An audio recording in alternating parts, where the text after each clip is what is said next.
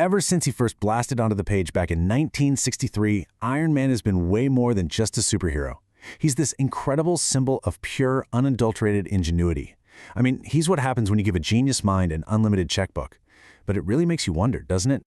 So let's actually do it. Let's break it down. We're going to dive into the real-world science and engineering that's hiding behind Tony Stark's armor and see if we can separate what's total science fiction from what's actually science fact.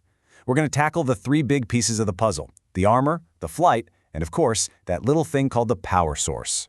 You know, the whole idea of a powered suit of armor, it's just so powerful. But what's really interesting is that even the biggest fans can't agree on what makes the suit so great. Is it those old-school, clunky, mechanical suits from the first movies? Or is it that super sleek, almost magical nanotech we see later on? This comment from a Reddit thread just nails it, doesn't it? It gets right to the heart of that whole debate. People love that feeling of grounded, believable engineering, that satisfying clang of metal. They love that way more than technology that feels, like another person said, indistinguishable from magic. And that's the tension we're going to dig into: engineering versus pure fantasy. And that love for solid mechanics is honestly the perfect place for us to start. So let's look at the part of the suit that's actually the most realistic: the physical armor itself, the exoskeleton. This is where science fiction gets really close to reality, and it's the first big piece of our How to Build an Iron Man puzzle. Okay, so this chart just lays it all out, and it really shows the massive gap we still have to cross. On one side, you've got Tony's impossibly sleek nanotech suit that can fold into a briefcase. But on the other side, that's reality: functional, kind of bulky exoskeletons made from stuff like carbon fiber polymers. See, their goal isn't really to give you superhuman strength. It's to help redistribute heavy loads for a factory worker or, incredibly, to help someone with paralysis walk again. And yeah, forget the Arc Reactor, these things run on big, heavy, clunky batteries. And listen, this isn't just some fantasy tech stuck in a lab somewhere. This is a real, growing industry. You've got companies like these, Rewalk, Exobionics. They're building some absolutely incredible machines for hospitals, factories, and even for the military. They are literally pulling exoskeletons out of science fiction and putting them into the real world.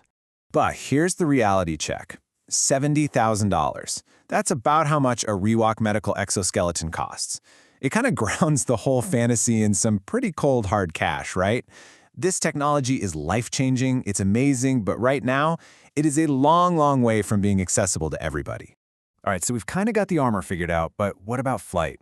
This is our second huge challenge. And honestly, this is where the physics starts to get really tricky.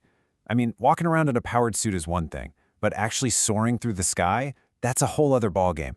It all boils down to one of the most fundamental laws of physics. You can't just wish yourself up into the air. To go up, you have to push something else down. It's that simple.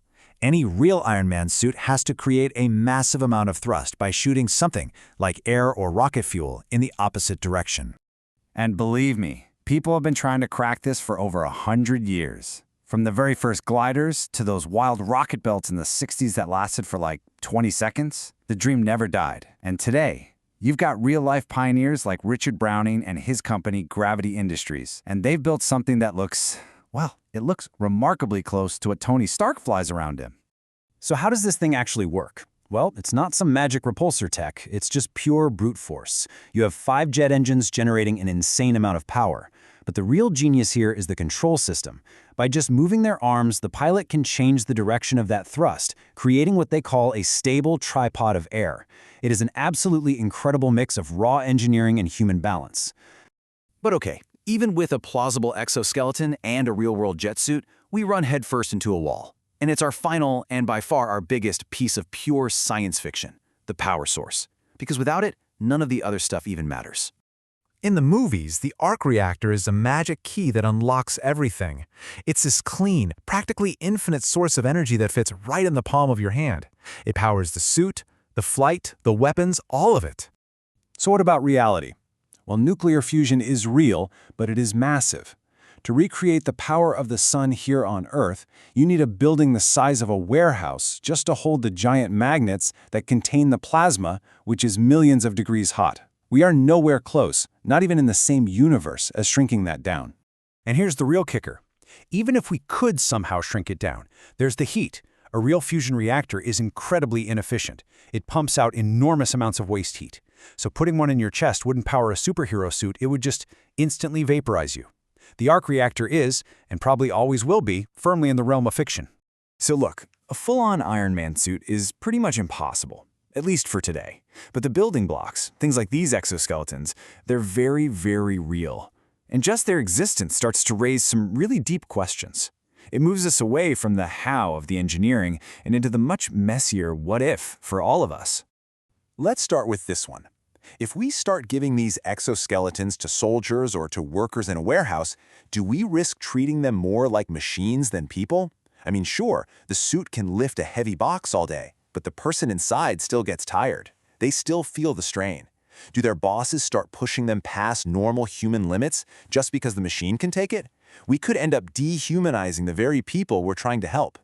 And then, of course, there's the question of who gets one. Remember that $70,000 price tag? Is this technology going to create a brand new kind of divide in our society? A world where if you're wealthy, you can afford to overcome paralysis or the aches and pains of getting old, but if you're not, well, too bad. It's one thing when we're talking about unequal access to luxury cars, but what happens when the inequality is about the basic ability to walk?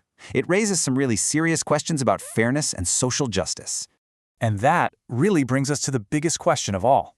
As we start to merge our bodies with machines to get past our own limitations, where exactly do we draw the line?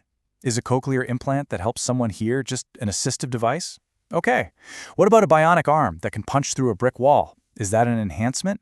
As this technology gets better and better, that line is going to get blurrier and blurrier. It's forcing us to rethink the very definitions of ability, disability, and ultimately, what it even means to be human when our own biology isn't the boundary anymore.